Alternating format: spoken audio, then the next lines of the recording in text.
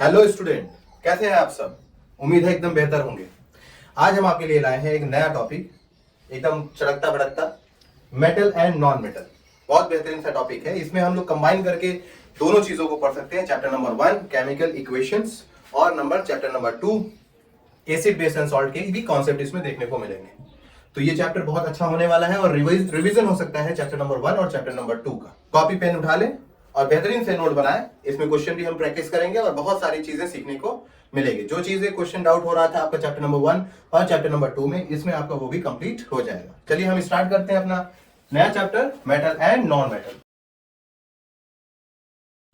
तो स्टूडेंट, इस चैप्टर में हम लोग पढ़ने जाएंगे मेटल एंड नॉन मेटल के बारे में। मेटल और नॉन मेटल के बारे में हम लोग बहुत प्रीवियस क्लासेस से पढ़ते आ रहे हैं। क्लास 7, क्लास 8 और क्लास 9 से भी बहुत सारी चीज़ें पढ़ते आ रहे हैं कि मेटल क्या होता है, उसकी फिजिकल प्रॉपर्टी के बारे में, और थोड़ी बहुत 9th में और 8th में हम लोगों ने केमिकल प्रॉपर्टीज के भी बारे में देखा, लेकिन डिटेल स्टडी हम लोगों ने नहीं की। लेकिन फिजिकल प्रॉपर्टी हम बहुत पहले से पढ़ते आ रहे हैं। जैसे आप एक हथौड़ा लो, किसी भी सब्सटेंस के ऊपर मार दो, अगर वो शीट जैसा बन जाए, चादर जैसा बन जाए बिना टूटे, तो हम उसे कह सकते हैं कि ये एक मेटल है। इसी तरीके से फिजिकल प्रॉपर्टी में बहुत सारी प्रॉपर्टीज होती है। आपके सिलेबस में जो आएगा वो है आपका केमिकल प्रॉपर्टी। बोर्ड आपके सीबीएसई से फिजिकल प्रॉपर्टी को हटा दिया है और केमिकल प्रॉपर्टी को डाल दिया है। तो हमें और आपको ये क्या देखना है, केमिकल प्रॉपर्टीज को देखना है। ठीक है, तो केमिकल प्रॉपर्टीज में मेटल की पहली केमिकल प्रॉपर्टीज हम लोग पढ़ेंगे, फिर बाद में हम लोग पढ़ेंगे नॉन मेटल की सीरीज के बारे में, उनकी केमिकल प्रॉपर्टीज के बारे में। तो मेटल की पहली केमिकल प्रॉपर्टी है chemical property reaction with oxygen. यहाँ पे ढेर सारी हैं, जैसे 6 प्रॉपर्टीज हम लोगों की केमिकल की प्रॉपर्टी 1 बाय 1 करके पढ़नी है। तो पहली प्रॉपर्टी है रिएक्शन विद ऑक्सीजन। तो चलिए देखते हैं, हेडिंग लगा लीजिए, reaction with number 1, reaction with oxygen. Reaction with oxygen. अब अगर किसी मेटल का या किसी भी सब्सटेंस का ऑक्सीजन के प्रेजेंस में रिएक्शन होता है, सिंपली इसका मतलब है कि उसे जलाया जा रहा है, यानी कंबक्शन का प्रोसेस यूज किया जा रहा है। तो हम लोग क्या करते हैं, मेटल को उठा लेते हैं। एग्जांपल देख लेते हैं जरा इसका। एक बेसिक फॉर्मूला जिसके ऊपर सब काम करेंगे वो है metal metal with oxygen form metal oxide। Metal oxide ये हमारा क्या है, ये बेसिक फॉर्मूला है। इन्हीं पे अप्लाई करते हुए हमारे सारे रिएक्शन कंप्लीट होंगे। तो पहला एग्जांपल देख लेते हैं। एग्जांपल नंबर 1, हम मेटल यूज करते हैं सोडियम को Na और उसे ऑक्सीजन के प्रेजेंस में जला देते हैं, बर्न कर देते हैं। तब हमें क्या मिलता है, Na2O, सोडियम ऑक्साइड। इसी सीक्वेंस में हम दूसरा एग्जांपल देख लेते हैं।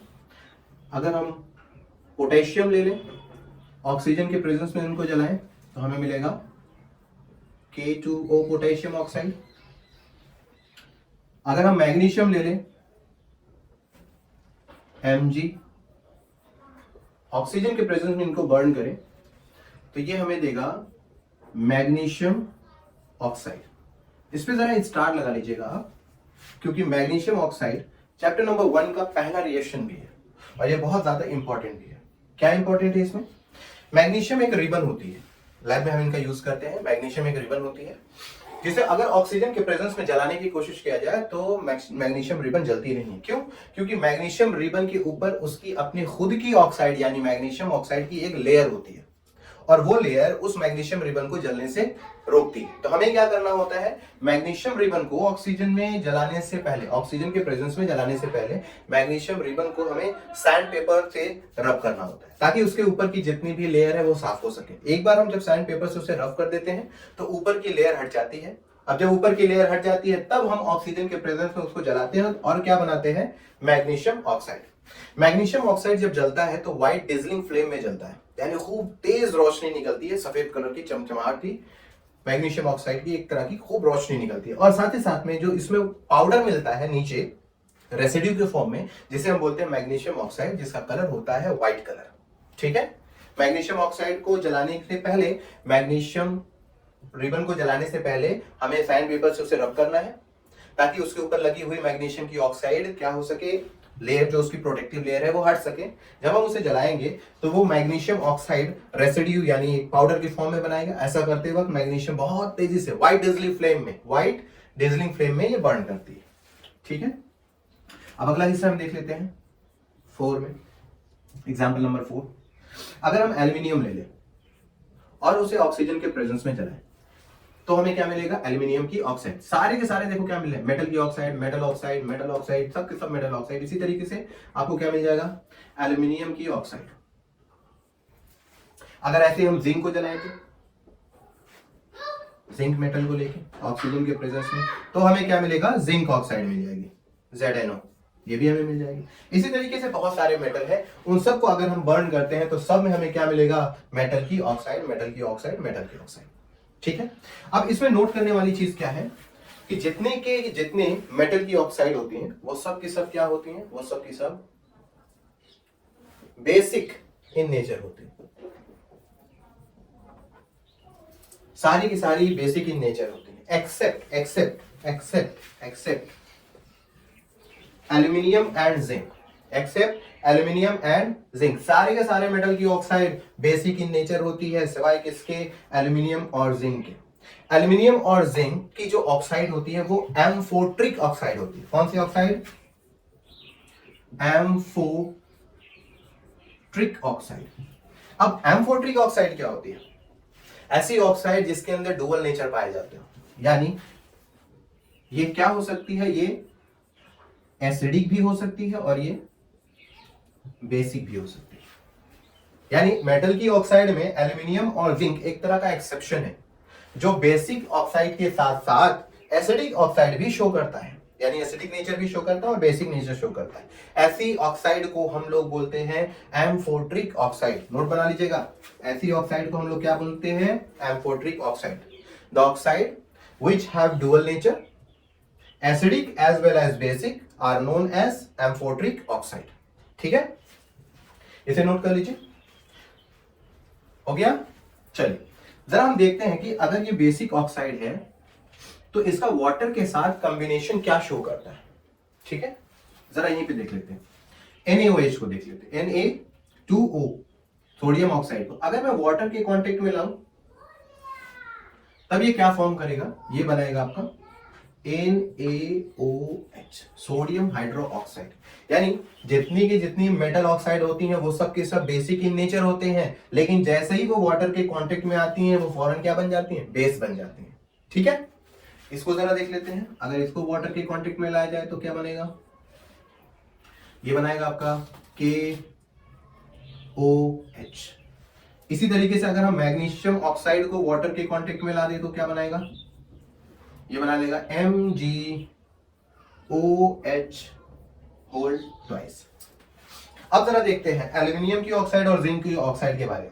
यहां पर देख लिया आपने कि अगर हम मेटल को ऑक्सीजन के प्रेजेंस में जलाएं, बर्न करें, तो हमें मेटल की ऑक्साइड मिलती है और मेटल की ऑक्साइड बेसिक इन नेचर होती है। अगर बेसिक इन नेचर होती है तो डेफिनेटली वाटर के कांटेक्ट में आने पर वो बेस बन जाएगी। तो हमने क्या किया? यहीं पर मेटल की ऑक्साइड को वाटर के साथ कंबाइन कर दिया और हमें क्या देखने को मिला? सब के सब बेस बन के तैयार हो गए। अब जरा इसके बारे में देखते हैं, एल्यूमिनियम की ऑक्साइड के बारे में। एल्यूमिनियम की ऑक्साइड को बोला गया एम्फोट्रिक ऑक्साइड, यानी वो एसिडिक भी है और बेसिक भी है। चलिए फिर चेक कर लेते हैं। Al2O3, पहले अगर हम इसको क्या मान ले? बेसिक मान ले। अगर हम इसे बेसिक मान ले तो हम एसिड के साथ रिएक्ट करते हैं और देखते हैं क्या फॉर्म करता है। HCl हम ले लेते हैं, जो कि हमारा क्या है? एसिड है। जब हम रिएक्ट करते हैं तो क्या बनता है? AlCl3 प्लस H2O, मतलब salt and water. Salt and water कौन सा रिएक्शन शो कर रहा है? Neutralisation reaction. यानी एल्यूमिनियम ऑक्साइड यहां पर कौन सा रोल प्ले कर रही है? बेसिक इन नेचर, तभी वो एसिड के साथ रिएक्ट करके सॉल्ट एंड वाटर बनाई। अब अगर देखें एल्यूमिनियम ऑक्साइड को एसिडिक कैरेक्टर में रखें और इन्हें रिएक्ट करा देते हैं हम बेस के साथ, NaOH, तब इनका प्रोडक्ट क्या होता है? हमें क्या मिलेगा? Sodium aluminate, sodium AlO2, sodium aluminate मिल गया।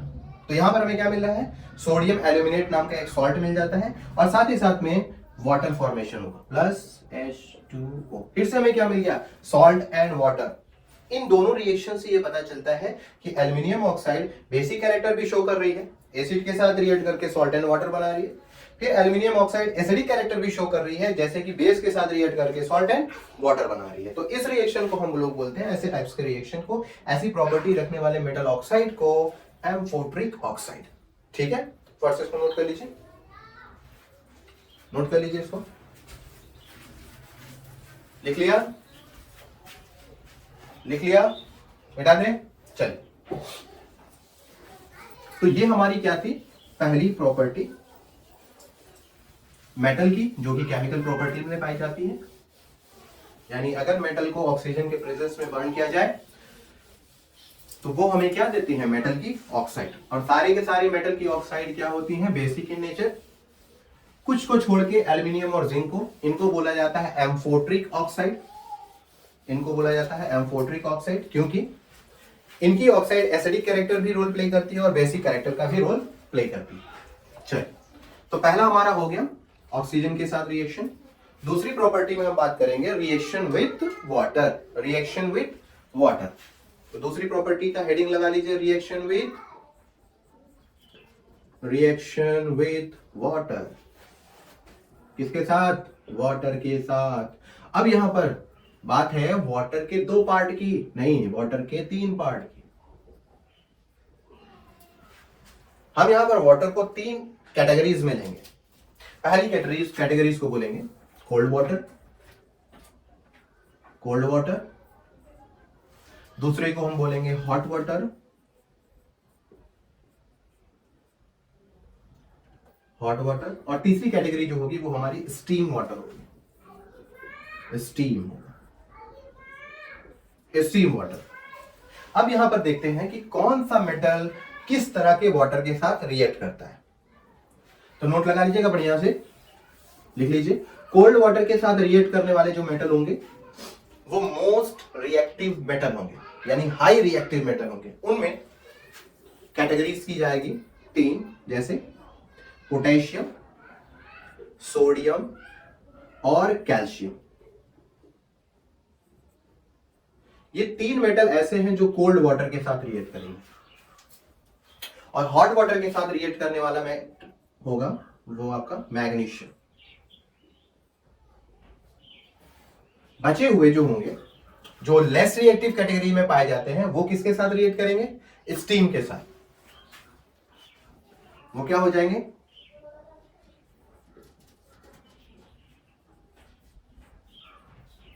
Aluminium, zinc and iron. तो कुछ मेटल ऐसे होते हैं जो कोल्ड वाटर के साथ रिएक्ट करते हैं, कुछ मेटल ऐसे होते हैं जो हॉट वाटर के साथ रिएक्ट करते हैं, कुछ मेटल ऐसे होते हैं जो स्टीम वाटर के साथ रिएक्ट करते हैं। अब सवाल यह है कि सारे मेटल एक ही तरह के वाटर के साथ रिएक्शन क्यों नहीं शो करते? उसकी वजह यह है, मोस्ट रिएक्टिव मेटल होने की वजह से इन्हें और एनर्जी देने की जरूरत नहीं होती। ये ऑटोमेटिक कम एनर्जी में, मिनिमम एनर्जी में अपने आप के रिएक्शन को शो कर देते हैं। जबकि मैग्नीशियम इन लोगों से थोड़ा सा कम है, इसलिए इन्हें कुछ एनर्जी प्रोवाइड करनी होती है ताकि बॉन्ड तोड़ के नया बॉन्ड बनाए, एक नया कंपाउंड बनाए। जब हम बात करते हैं स्टीम वाले वाटर के साथ रिएक्शन होने वाले मेटल की, तो इन्हें देखा जाता है कि ये इन दोनों कैटेगरीज से काफी ज्यादा लेस रिएक्टिव होते हैं। अब वाटर के साथ रिएक्ट करने के लिए एनर्जी की जरूरत होगी, ज्यादा से ज्यादा एनर्जी उन्हें चाहिए होगी। अब अगर ज्यादा से ज्यादा एनर्जी चाहिए होगी तो ये मेटल तो खुद एनर्जी प्रोवाइड कर नहीं सकते, क्योंकि ये कैटेगरीज में आते हैं लेस रिएक्टिव मेटल के। तो हमें क्या करना होता है? हमें एक्सटर्नली एनर्जी प्रोवाइड करनी होती है। और वो एक्सटर्नली कौन करता है? स्टीम वाटर करता है, जिनकी वजह से बॉन्ड टूटते हैं और नए बॉन्ड बनते हैं। तो बारी बारी हम लोग जरा इसको देख लेते हैं। इसका फॉर्मेट है, पहले फॉर्मेट नोट कर लीजिए और उसी के बेसिस पे हम ये काम करेंगे। चलिए, मेटल अगर रिएक्ट करता है वाटर के साथ, और यहां पर जो वाटर होगा वो होगा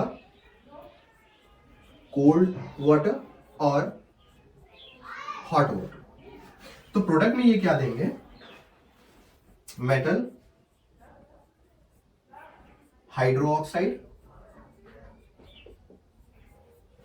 और साथ ही साथ में इससे लिबरेट होगा हाइड्रोजन गैस। अब फिर से देखते हैं, अगर कोई मेटल रिएक्ट करता है वाटर के साथ, पर यहां पर जो वाटर होंगे वो होंगे आपके स्टीम वाटर, तब ऐसी सूरत में क्या होगा, ये सिर्फ और सिर्फ क्या बनाएंगे, मेटल की ऑक्साइड, हाइड्रो ऑक्साइड नहीं फॉर्म कर पाएंगे। क्यों? क्योंकि एनर्जी बाहर से देनी पड़ रही है। ठीक, क्या बनाएंगे, मेटल ऑक्साइड, और लिबरेट करा देंगे क्या, हाइड्रोजन गैस। तो इन फॉर्मेट के ऊपर हमें क्या करना है, अगले रिएक्शन के कुछ एग्जांपल्स देखने हैं। ठीक है, इन्हें नोट कर लीजिए और एग्जांपल नंबर 1 डाल लीजिए। एग्जांपल नोट कर लीजिए, इसे फट से नोट हो गया, नेट हो गया, चलिए मिटाते। तो पहला हिस्सा हमारा है कोल्ड वाटर के साथ मेटल का रिएक्शन। कोल्ड वाटर के साथ मेटल का रिएक्शन, कोल्ड वाटर का मेटल के साथ रिएक्शन। कौन कौन से मेटल, KNaCl, ठीक है, इनका रिएक्शन।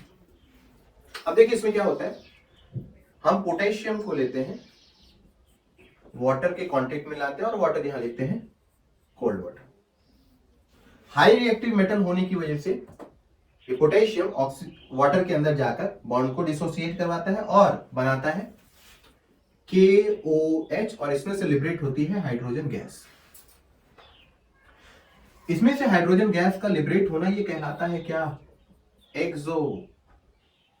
Exothermic reaction. कौन सा, एक्सोथर्मिक। यहां पर ये एक्सो ही नहीं होते, ये होते highly exothermic reaction. Highly exothermic reaction यानी बहुत ज्यादा हीट निकलती है। इनके बारे में देख लेते हैं अभी, एक रिएक्शन और करते हैं। Na मेटल होता है सोडियम, काफी ज्यादा लाइट मेटल होता है, पोटेशियम भी लाइट मेटल होता है। अगर चाकू से काटने की कोशिश करें तो ये आसानी से केक की तरह कट जाता है, यानी ये एक्सेप्शन मेटल होता है जो हार्डनेस की प्रॉपर्टी शो नहीं करता। काफी ज्यादा रिएक्टिव होता है। अगर इसे वाटर के साथ फिर से कंबाइन किया जाए, कोल्ड वाटर के साथ, तो ये फॉर्म करते हैं NaOH, और हाइड्रोजन गैस यहां से लिबरेट हो जाती है। इसे भी कैटेगराइज किया जाता है हाईली एक्सोथर्मिक रिएक्शन के साथ। ठीक है, अब जरा देखते हैं कैल्शियम की। कैल्शियम में थोड़ी सी चेंजिंग आती है। कैल्शियम मेटल सोडियम और पोटेशियम से ज्यादा हैवी मेटल होता है, यानी हार्ड मटेरियल होता है, हार्डनेस की प्रॉपर्टी शो करता है, पर रिएक्टिविटीज में लगभग सेम कैटेगरीज में पाए जाते हैं, यानी हाई रिएक्टिव ये भी होता है। अगर इसे कोल्ड वाटर के साथ रिएक्ट किया जाए तो ये फॉर्म करता है KCaOH whole twice, calcium hydroxide, और यहां से लिबरेट कर जाता है ये भी हाइड्रोजन गैस। अब तीनों के तीनों highly exothermic reaction, same category वाले, लेकिन इन दोनों में कुछ खासियत पाई जाती है, और इसमें कुछ चीजें जो इसमें है वो इसमें नहीं पाई जाती। वो क्या है, जब सोडियम और पोटेशियम को वाटर के कांटेक्ट में लाते हैं, ठीक है, सोडियम और पोटेशियम को वाटर के कांटेक्ट, मान लेते हैं ये हमारा वो कंटेनर है, और इसमें हम लोग क्या कर रहे हैं, सोडियम और पोटेशियम डाल देते हैं। ठीक है, तो ऐसी सूरत में क्या होता है, ये हमारा वाटर हो गया, हमने इसमें क्या कर दिया, सोडियम या पोटेशियम मेटल डाल दिया। अब सोडियम और पोटेशियम मेटल क्या होते हैं, हाईली रिएक्टिव होते हैं। एक तो एनर्जी उनके अंदर काइनेटिक ठूस ठूस के भरी रहती है, बहुत ज्यादा एनर्जी भरी रहती है। अब क्या होता है कि जैसे ही ये वाटर के कांटेक्ट में आते हैं, पहली लेयर को टच करते हैं, ये वाटर के साथ बहुत तेजी से रिएक्ट करते हैं। इतनी तेजी से रिएक्ट करते हैं कि इसके अंदर से ये हाइड्रोजन गैस को क्या करवा देता है, फौरन लिबरेट करा देता है। बहुत तेजी से हाइड्रोजन गैस बाहर निकलती है। अब यहां पर इतने ज्यादा रिएक्टिव होने की वजह से सोडियम और पोटेशियम जो वाटर के कांटेक्ट में आते हैं तो एक्सट्रीम हीट पैदा करते हैं। कौन सी हीट पैदा करते हैं, एक्सट्रीम, बहुत ज्यादा हीट पैदा करते हैं, बहुत ज्यादा हीट पैदा होती है। अब हाइड्रोजन गैस क्या होता है, जब यहां से नीचे से ऊपर, क्योंकि गैस वाटर में रहती है, वो बबल बन के ऊपर की तरफ आती है।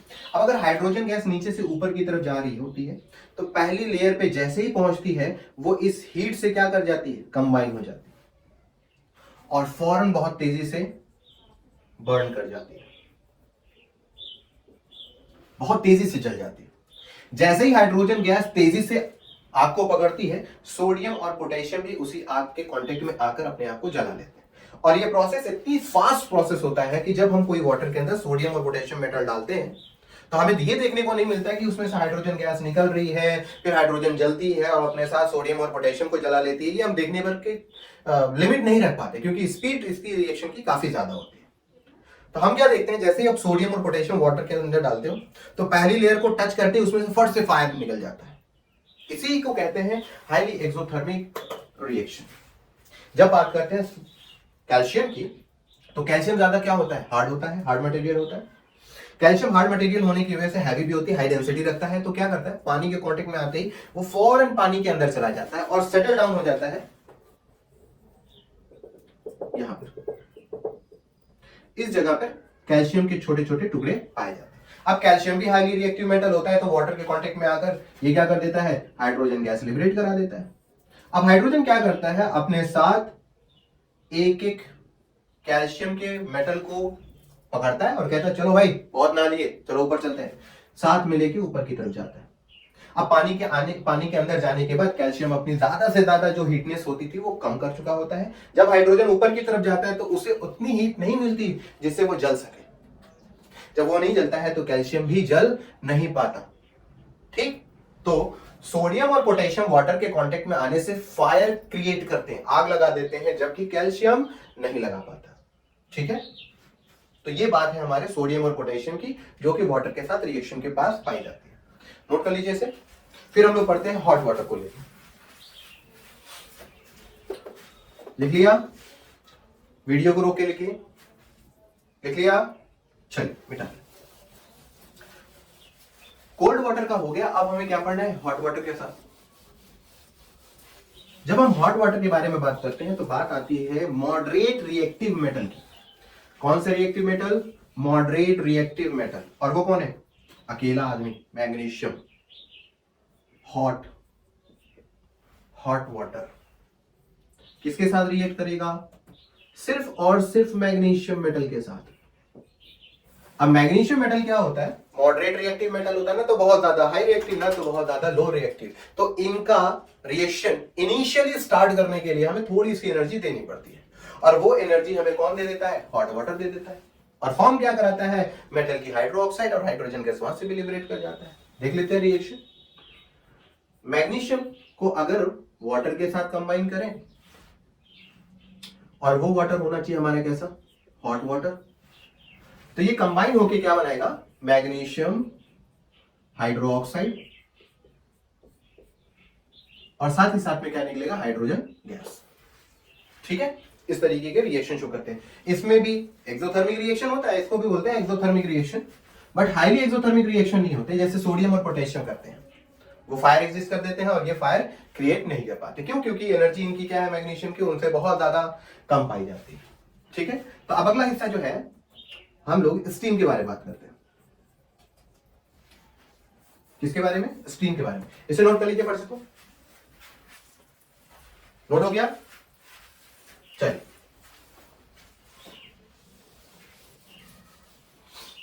अब बात आई स्टीम वाटर की। स्टीम वाटर में जो बात होती है वो है हमारे तीन मेटल्स की, जो कि लेस रिएक्टिव मेटल में कैटेगराइज किए गए, एल्यूमिनियम, जिंक और iron. Aluminium, zinc and iron. ये क्या फॉर्म कराते हैं, ये हाइड्रो ऑक्साइड नहीं फॉर्म करा पाते, ये ऑक्साइड फॉर्म कराते हैं। ठीक है, चलिए शुरू करते हैं इसका रिएक्शन। एल्यूमिनियम मेटल को लेते हैं और इसे वाटर के कांटेक्ट में लाते हैं, और वाटर होगा हमारा स्टीम वाटर। जब ये कंबाइन करते हैं तो ये बनाते हैं एल्यूमिनियम की ऑक्साइड, और साथ ही साथ में यहां से निकलता है हाइड्रोजन गैस। इसी तरीके से जिंक वाटर के कांटेक्ट में आता है, और वो भी कौन सा, स्टीम वाटर। तो फॉर्म क्या करता है, कितना मिटाते हैं सर, फॉर्म करता है ZnO, जिंक ऑक्साइड, और यहां से भी लिबरेट करता है हाइड्रोजन गैस। अब आयरन का जरा देखिए, जब ये कंबाइन होता है वाटर के साथ, स्टीम वाटर, तो ये फॉर्म करता है Fe3O4 Fe3O4 plus hydrogen gas यहां से लिबरेट कर जाती है। ठीक है, तो स्टीम के साथ अगर एल्यूमिनियम, जिंक और आयरन रिएक्ट करते हैं तो कुछ इस तरीके की रिएक्शन शो करते हैं और इस तरह का कंपाउंड फॉर्म कराते हैं। एल्यूमिनियम की ऑक्साइड बना लेते हैं, जिंक ऑक्साइड जिंक बना लेता है और आयरन ऑक्साइड अपना आयरन ऑक्साइड बना लेता है, आयरन। ठीक है, इन्हें नोट कर लीजिए। तो वाटर के साथ रिएक्शन में ये कुछ मेटल्स का रिएक्शन था। अगली प्रॉपर्टी हम लोग पढ़ेंगे रिएक्शन विथ एसिड। ठीक है, चलिए नोट कर लीजिए, मिटा दें। ओके, अगली प्रॉपर्टी है रिएक्शन विथ मेटल का एसिड के साथ। Reaction with acid. अब मेटल का रिएक्शन एसिड के साथ क्या फॉर्म कराता है, बड़ा इंटरेस्टेड, वेरी इंपॉर्टेंट,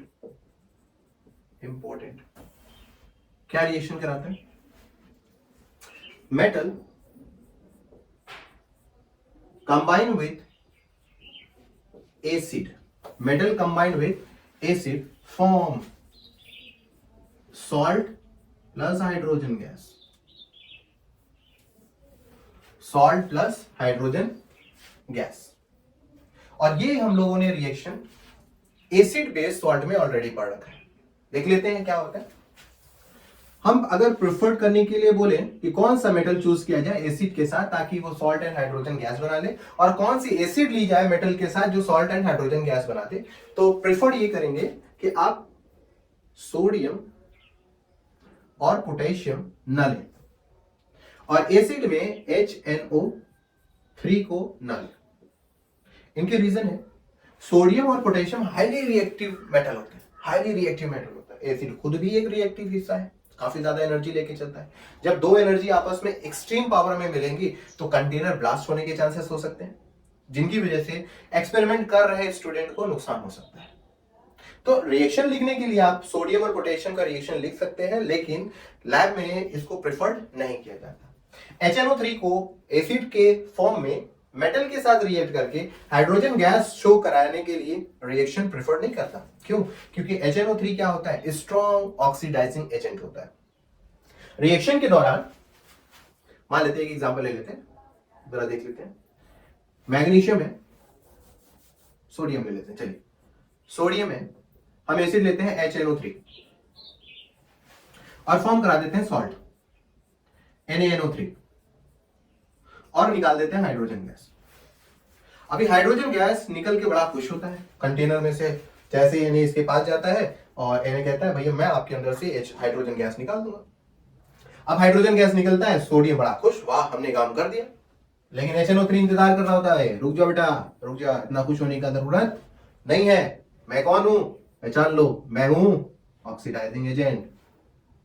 फौरन ही ये अपना ऑक्सीडेशन कराता है, मतलब ऑक्सीडाइजिंग एजेंट है, ऑक्सीजन प्रोवाइड करता है। हाइड्रोजन खुशी के मारे उड़ने की कोशिश करता है, HNO3 उसे पकड़ा देता है, लो भाई एक लड्डू मेरी तरफ से, और उड़ने की जरूरत नहीं, वहीं बैठ जाओ। ठीक है, इसलिए हाइड्रोजन गैस फॉर्म नहीं करा पाता है और इस कैटेगरी के रिएक्शन में HNO3 को ले नहीं किया जाता। क्लियर? तो नोट कर लीजिए, बड़ा इंपॉर्टेंट हिस्सा है, why HNO3 does not create hydrogen gas when react with metal, because HNO3 are very strong oxidizing agent. It provide oxygen to the hydrogen gas to form water. Clear? Note हो गया? चलिए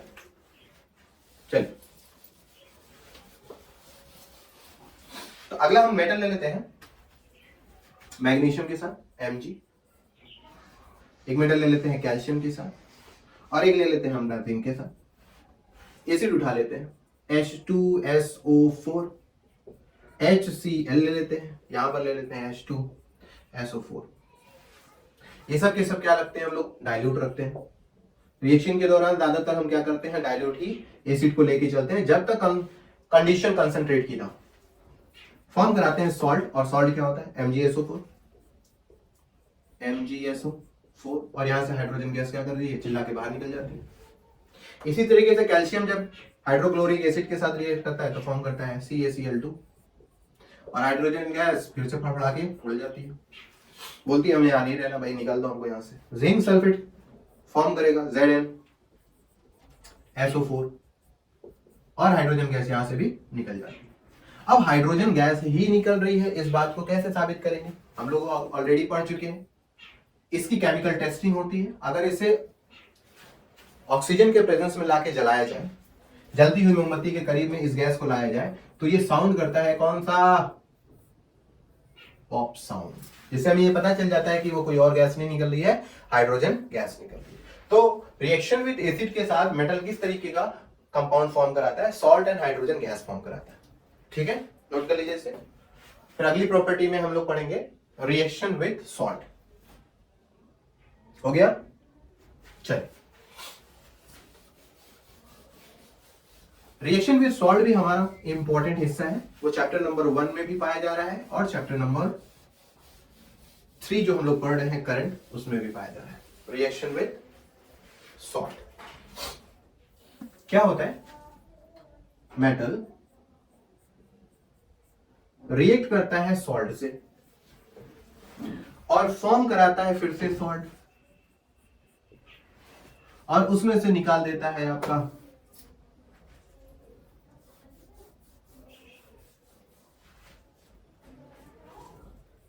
hydrogen gas. क्या निकाल देता है? Hydrogen gas नहीं, metal form कराता है। यानी मेटल सॉल्ट के साथ रिएक्ट करके फिर से बनाता है सॉल्ट और मेटल। मेटल सॉल्ट के साथ रिएक्ट करके क्या बनाता है? फिर से सॉल्ट एंड मेटल फॉर्म करा देता है। यहां पर देखो क्या होता है, सॉल्ट क्या है? एक आयनिक कंपाउंड है। सॉल्ट क्या है? आयनिक कंपाउंड है जो बना है मेटल से प्लस या तो नॉन मेटल या तो पॉलीएटॉमिक आयन से, या तो नॉन मेटल या पॉली से, पॉली एटॉमिक आयंस। इनके कॉम्बिनेशन से बनता है सॉल्ट। अब ये भी मेटल है और ये भी मेटल है, कैसे रिएक्शन करते हैं? अगर ये मेटल कहता है मैं बहुत ताकतवर हूं, अकेला मेटल सॉल्ट के अंदर पाए जाने वाले मेटल से बोलता है कि मैं तुमसे ज्यादा ताकतवर हूं, तो ऐसी सूरत में ये ताकतवर मेटल कमजोर वाले मेटल को हटा के अपने उसकी जगह बिठा देता है और एक नया सॉल्ट बनाता है जो कि पहले नहीं था। अब बेचारा जो यहां से निकलता है वो यहां फेंक दिया जाता है। इस तरीके से रिएक्शन कंप्लीट होता है और इस रिएक्शन को हम लोग एक और नाम से जानते हैं, इसको बोलते हैं डिस्प्लेसमेंट रिएक्शन। Displacement reaction. कौन सा रिएक्शन? Displacement reaction. इसमें more reactive metal less reactive metal को डिस्प्लेस कर देते हैं अपने ही सॉल्ट के कंपाउंड से। अब ये डिस्प्लेसमेंट रिएक्शन की स्टडी करने के लिए आप लोग को बताया गया होगा आपके अपने क्लासेस में, स्कूल में टीचर आपको बताए होंगे रिएक्टिविटी सीरीज के बारे में। तो हम लोग देख लेते हैं कुछ रिएक्टिविटी सीरीज के बारे में।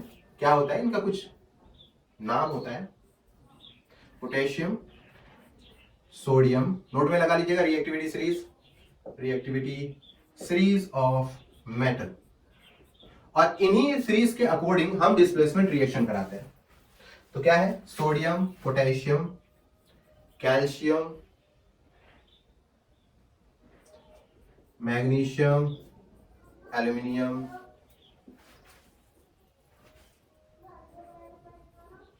जिंक, आयरन, Sn, Pb, हाँ हाइड्रोजन। अब इसके नीचे लेस रिएक्टिव मेटल होते हैं जिनके बारे में हमें बात नहीं करनी, जैसे Cu, Hg, Ag, Au, Pt। अब इस रिएक्टिविटी सीरीज के टुकड़े होते हैं, यहां तक के हिस्से को हम लोग बोलते हैं मोर रिएक्टिव मेटल और ये वाला हिस्सा आता है लेस रिएक्टिव मेटल में, और हाइड्रोजन बीच का मॉडरेट होता है जो कि गैस फॉर्म में होता है। ठीक है, अब इन्हीं को देखते हैं। अगर मोर reactive metal less reactive metal को डिस्प्लेस कर देता है और उसे उसकी जगह पे ले लेता है, तब ऐसे रिएक्शन को बोलते हैं डिस्प्लेसमेंट रिएक्शन। तो ऊपर जो मेटल पाए जाएंगे वो होंगे मोर रिएक्टिव मेटल और नीचे जो होंगे वो होंगे less reactive metal, more reactive metal, less reactive metal. तो ये रिएक्टिविटी सीरीज डिस्प्लेसमेंट रिएक्शन के लिए बहुत इंपॉर्टेंट, और साथ ही साथ में आपके एग्जाम में भी ये बहुत इंपॉर्टेंट रोल प्ले करती है। एक क्वेश्चन आपके बोर्ड में ये आता है, arrange the following metals in the increasing order of reactivities. इसमें से कुछ 4-5 उठा देंगे और जंबल वर्ड में दे देंगे। मल्टीपल चॉइस क्वेश्चन में मोस्टली ज्यादा देखने को मिलता है, उठा के दे देंगे और बोलेंगे कि इनमें से करेक्ट ऑप्शन कौन है, इंक्रीजिंग ऑर्डर में या डिक्रीजिंग ऑर्डर में। तो आपको अगर ये रिएक्टिविटी सीरीज याद रहेगी तो आप क्या कर सकते हैं, आसानी से ये पता लगा सकते हैं कि कौन सी ऑप्शन उसमें सही है। तो इन्हें बहुत अच्छे से याद कर लीजिएगा, इंपॉर्टेंट है, ठीक है, लर्न कर लीजिएगा जरूर से। तो चलिए हम लोग स्टार्ट करते हैं एग्जाम्पल नंबर 1 से। पहला हम लोग ले लेते हैं मेटल सोडियम, और यहां पर जो सॉल्ट हम लोग लेते हैं वो सॉल्ट होता है MgSO4 ले लेते हैं, मैग्नीशियम सल्फेट। अब क्या होता है, मैग्नीशियम सल्फेट अपने हिस्से को यहां से तोड़ देते हैं। मैग्नीशियम को देखने को मिला कि मैग्नीशियम भाई साहब लेस रिएक्टिव मेटल है, रिएक्टिविटी सीरीज में सोडियम ऊपर होता है इसलिए मोर रिएक्टिव है, मैग्नीशियम नीचे होता है लेस रिएक्टिव मेटल है। अब अकेला बेचारा कमजोर इंसान, सोडियम ताकतवर इंसान बोलता है इज्जत से यहां से निकलोगे या धक्का देके बाहर निकाले। मैग्नीशियम बेचारा लाचार बोलेगा भैया माफ करो, निकल रहा हूं, ज्यादा मार झगड़े करने की जरूरत नहीं है। तो मैग्नीशियम क्या करता है, यहां से अपनी जगह को बदल लेता है, बोलता है आ जाइए और अपनी जगह खाली कर दीजिए, हम वहीं पे बैठ जाते हैं और आप हमारे यहां आ जाइए। तो ऐसे सूरत में क्या फॉर्म करता है, NaSO4 Na2SO4 फॉर्म होता है और प्रोडक्ट में निकल के बाहर अकेला बैठ जाता है मैग्नीशियम, सोडियम सल्फेट फॉर्म कर जाता है। इसी तरीके से अगर पोटेशियम का रिएक्शन MgCl2 के साथ कर दिया जाए, आगे बढ़ लेते हैं, जिंक के साथ कर लेते हैं ZnCl2, तो क्या होता है, पोटेशियम कहता है मैं तो तुमसे ज्यादा ताकतवर हूं, हट जाओ यहां से, ये उसकी जगह चला जाता है और ये भाई साहब बाहर निकल जाते हैं और फॉर्म करते हैं KCl, और ये अकेला बेचारा यहां पर भटक रहा होता है जिंक। तो इस तरीके का रिएक्शन ये लोग शो करते हैं। अब अगर ऐसा हो, नोट कर लीजिए इसको, नोट कर लीजिए फट से, हो गया, हो गया, चलिए मैं इस रिएक्शन को मिटा दूं। अब अगर ऐसा हो, रिएक्शन को रिवर्स कर दे, ऐसे करें। अब मैग्नीशियम अकेला मेटल है, इसे क्या करना है, इस कंपाउंड यानी आयनिक कंपाउंड के अंदर पाए जाने वाले मेटल को डिस्प्लेस करना है और एक नया सॉल्ट और नया मेटल फॉर्म कर देना है, यानी मेटल नया बन जाएगा, वो पहले वाला मेटल नहीं रहेगा।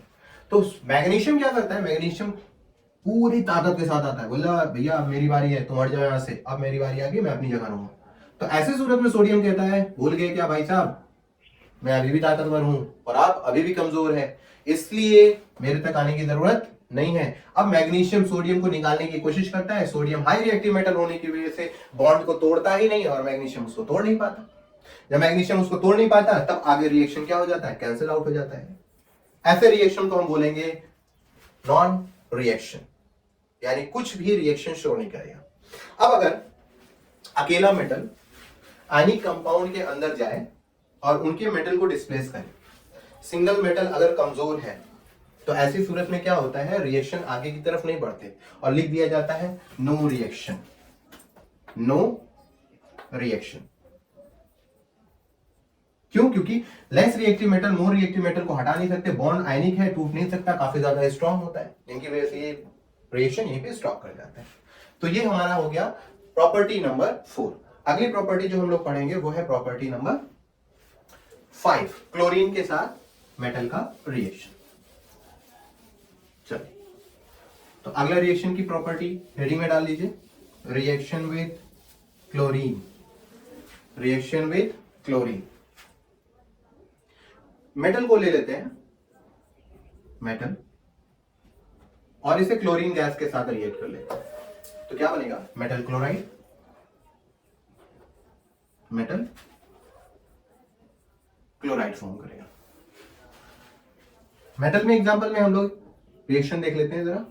मेटल में ले लेते हैं हम लोग मैग्नीशियम को,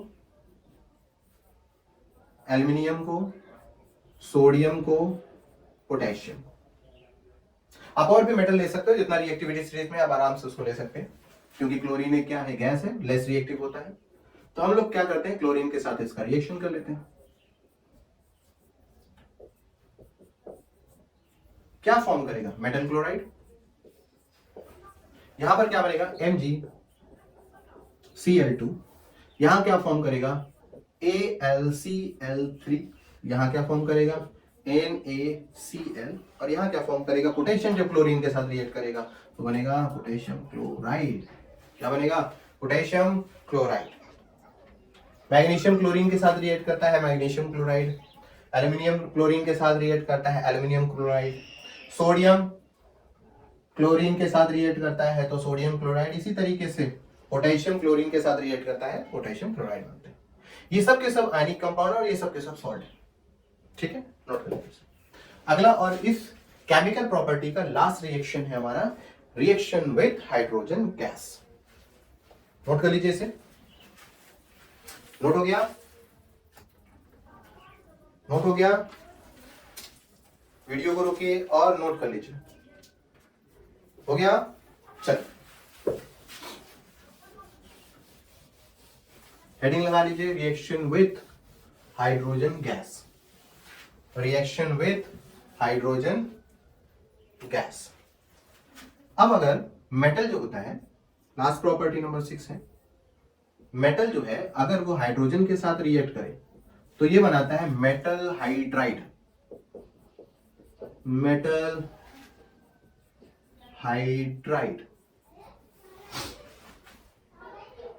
हाइड्राइड, मेटल हाइड्राइड। ठीक है, देख लेते हैं कुछ मेटल्स को लेके। Na हाइड्रोजन के साथ रिएक्ट करेगा, फॉर्म करेगा NaH। K हाइड्रोजन के साथ रिएक्ट करेगा, फॉर्म करेगा KH, potassium hydride, sodium hydride. और पोटेशियम हाइड्राइड मेटल और नॉन मेटल है तो ये एक आयनिक कंपाउंड भी होगा। इसी तरीके से कैल्शियम को अगर हाइड्रोजन के साथ रिएक्ट किया जाए तो ये क्या बनेगा, CaH2, कैल्शियम हाइड्राइड। ठीक है, तो ये कुछ रिएक्शंस हैं जो मेटल हाइड्रोजन के साथ रिएक्ट करके मेटल हाइड्राइड फॉर्म करते हैं। ठीक है, तो हम लोगों ने क्या पढ़ लिया, हम लोगों ने केमिकल प्रॉपर्टी ऑफ मेटल के बारे में पढ़ लिया। ठीक है, इसे जरा नोट कर लीजिए, फिर एक बार देख लेते हैं।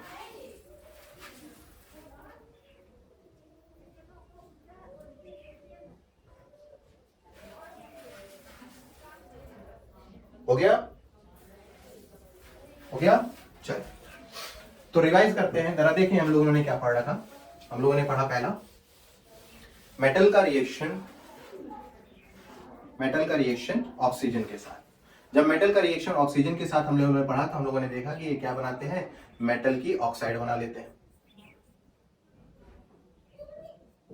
मेटल की ऑक्साइड बना लेते हैं। मेटल की ऑक्साइड में हम लोगों ने देखा कि भाई साहब ये तो क्या है, बेसिक इन नेचर है,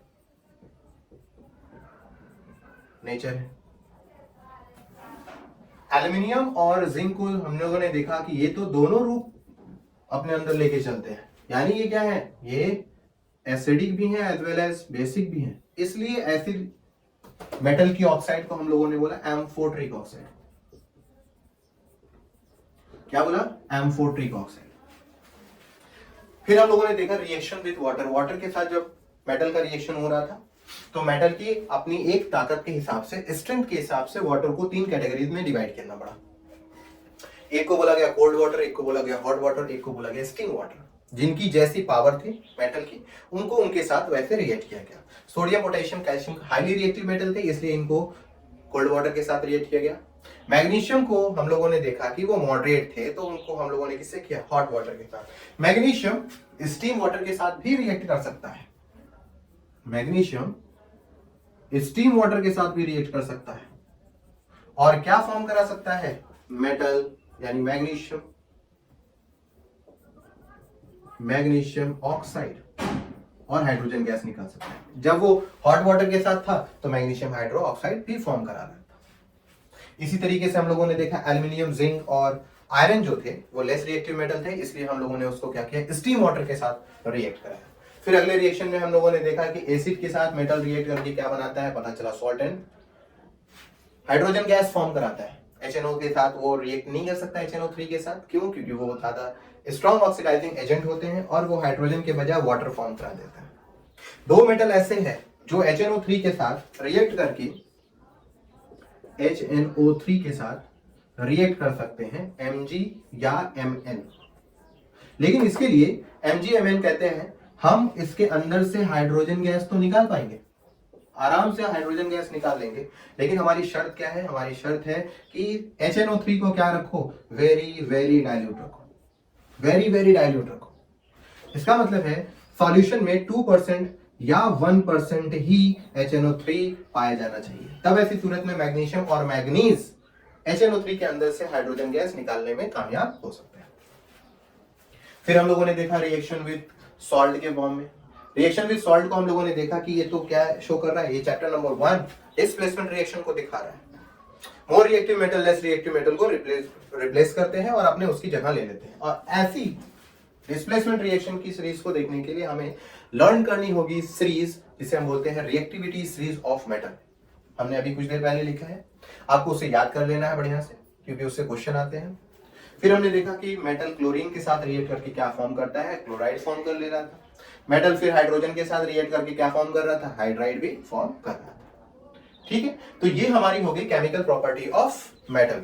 अब इसमें एक हिस्सा जो हम लोगों को पढ़ना है, नोट लगा लीजिए, एक्वा रीजिया बड़ा इंपॉर्टेंट हिस्सा है, इनका रेशियो बड़ा इंपॉर्टेंट है। Aqua regia, aqua regia, aqua regia क्या है? एक तरह का सॉल्यूशन। क्या है? सॉल्यूशन किसका? 2 एसिड्स का, HNO3 प्लस HCl, दोनों के दोनों क्या होते हैं? कंसंट्रेटेड होते हैं। इन दोनों को कंबाइन करके हम लोग क्या करते हैं? एक सॉल्यूशन तैयार करते हैं, और उस सॉल्यूशन को ही हम लोग बोलते हैं एक्वा रीजिया। क्या बोलते हैं? एक्वा रीजिया कहते हैं। अब इस सॉल्यूशन को तैयार करने के लिए हमें कुछ कंडीशन को फॉलो करना है। क्या वो कंडीशन है? कंडीशन ये है कि आपको HNO3 और HCl उसके अंदर जब डाल रहे होंगे, यानी सॉल्यूशन को मेंटेन करेंगे, तब ऐसी सूरत में आपको ये देखना है कि रेशियो क्या होगा। ऐसा नहीं कि आंख बंद करके इसको पलट दिए, इसको आंख बंद करके इसको पलट दिया और काम हो गया, नहीं। हमें कुछ रेशियो को ध्यान में रखना होगा, और वो रेशियो होता है 1:3 का रेशियो, या इसी को हम कह सकते हैं 3:1 का रेशियो। 1:3 या 3:1। फट से इसको नोट कर लीजिए, फिर बताते हैं ये रेशियो किस तरीके से काम करता है। फट से नोट कर लीजिए, नोट हो गया?